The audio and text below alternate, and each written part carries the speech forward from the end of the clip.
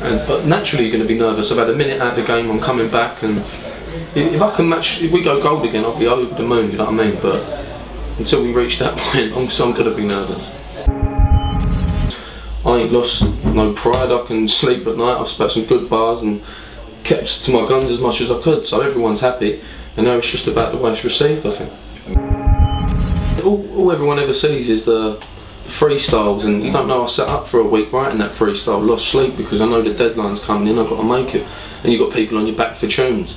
There's collaborations who've got their own campaigns that you've got to get in your time scale to be there for the video shoot. And if I ain't doing interviews, I'm writing. If I ain't writing, I'm in the studio. So yeah, it's a lot of work, but I could be doing a lot worse.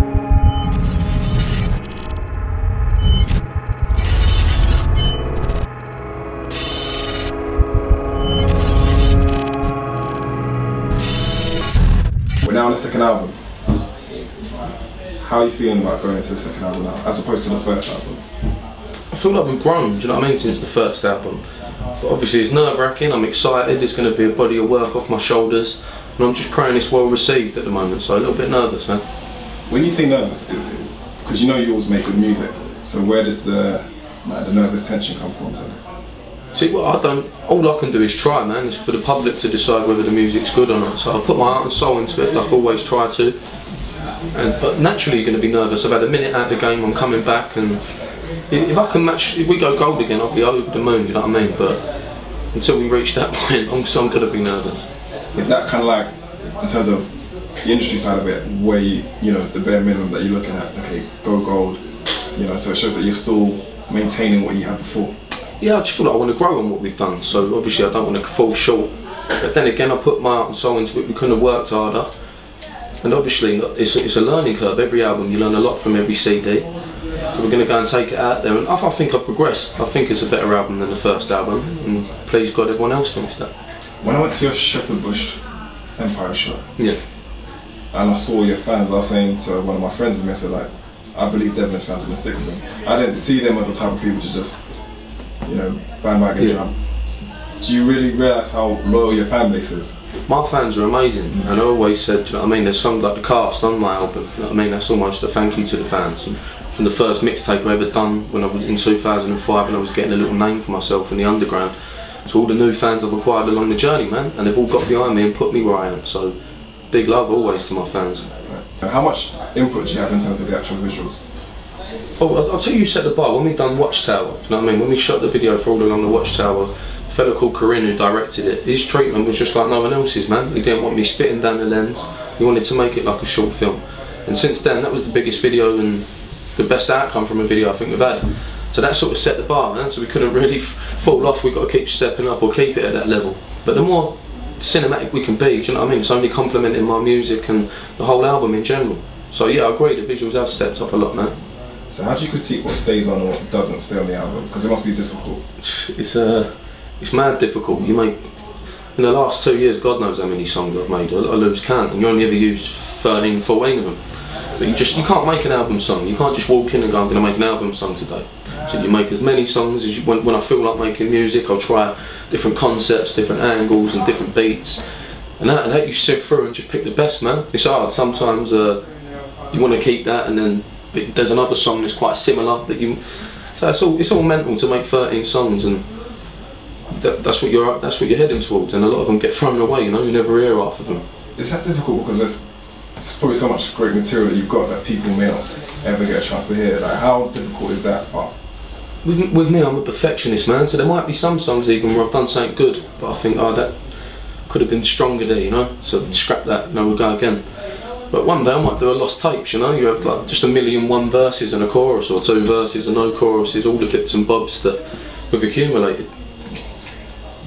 You're a lyrical beast, if you want to put it, right? And we're talking off mic about Big Pun. Is the UK really ready for artists to really just be like, you know, straight, just the lyrics, that's the art form, you know, lyrics, bars, or do you have to still like find a balance, you know, to fit for radio? I think for your singles, you know what I mean, you're going to want to find a balance, but even Plan B, he come back and he was spitting some dirty bars on his last single I heard, and do you know what I mean, it's like times have changed, man. And I come through and I tried to stick to my guns, and I've done that a bit more, and like people are following suit, you know, and I think the more that we do that and push the where we actually come from and started inevitably, it's only going to get stronger and barriers will come down. If I can get some insight, when you had finished the album and you turn it in and you play it for everyone, what was their original reaction to the music as you was playing it to them? What do you mean, the people involved in my campaign or no, my the label when you actually turn the album? Oh, the label. They was happy, man. I've got a free reign there, do you know what I mean? They don't bother me much. I go on the sessions, I get my tunes done, and we get it together, you know? Me and my manager Mikey rolls out everywhere with me, and he has done since day one. That's my second opinion, you know what I mean? If I've never questioning myself. But they was happy, man. Please God, they're happy. They've got their singles. I ain't lost no pride. I can sleep at night. I've spat some good bars and kept to my guns as much as I could. So everyone's happy, and now it's just about the way it's received, I think. Now it's going to be amazing to see how the actual audience take. That's it. That's it. And I was watching some of your videos, and just to see how people take to the lyrics you write in your room and just seeing them. You said it's like a buzz. Yeah, definitely. From making something happen on my sofa one night, do you know what I mean? Sitting up till 4 in the morning writing and writing and writing, and you go and see people singing it back to you on the stage, you know what I mean, with thousands of people. It's surreal, man. I use the word quite often, surreal, but it is surreal. What are your ambitions though? Because I see you as somebody who makes music, but I'm always interested to know, what do you see for yourself really in the future? You know what, I honestly don't know, mate.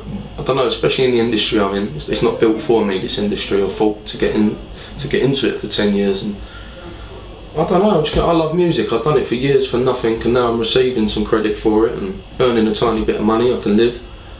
So I'm just going to keep, the more successful I am, I'll be over the moon with that, you know. So if I could be as successful as half of them rappers, but if not, I've worked hard, I've done everything I can, so we'll take what we can, man.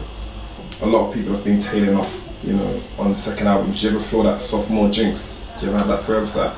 Yeah, the second album is it's the classical jinx, you know what I mean? You got this pressure. You got your whole life to write the first album. Next thing you know, I went on tour with that Blood, Sweat and Beers, then I've done support with Jesse, then I've got a year and a half to write an album and pull it out the bag in a year and a half. But you either thrive under the pressure or melt, and we'll see if people think I've melted or thrived, you know. But definitely, that's why I'm nervous, because I care. If I didn't care, it wouldn't bother me. But I'm nervous to see how people receive this, and people are struggling to sell albums, not just big artists as well, you know what I mean, from little to big. So it's exciting times and nerve-wracking times.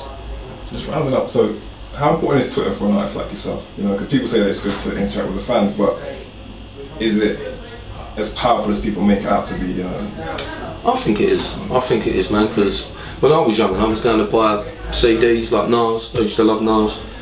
I always used to love looking at the inlay. You want to see what he's about, do you know what I mean? I want to see what his boys look like, where they're. You know what I mean? You can interact and ask questions to the people that you support, and I think it's a good thing, man. You should be able to. These are the people that go out and buy your albums all year round and that, so it's good to interact with the fans and get their feedback as well.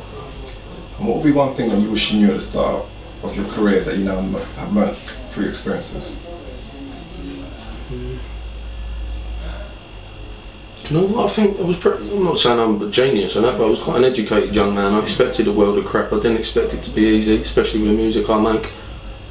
And yeah, but I suppose, as I always said, man, we take what we can. That's all we've ever done, and we're going to go and do that again this year. Take everything we can and do everything we can in our power. So life's full of surprises, man. Just expect them and that.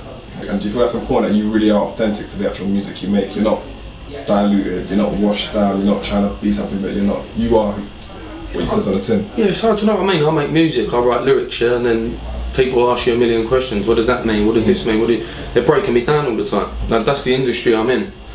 But to a degree, yeah, I'm the person on my CD. I ain't got to get warmed up on stage or put a costume on, you know what I mean? That is me, man, and thank God people, for some reason, seem to be interested and they're buying in. And as I said again with the fans, like, nothing but love and loyalty, man. They push me all the way.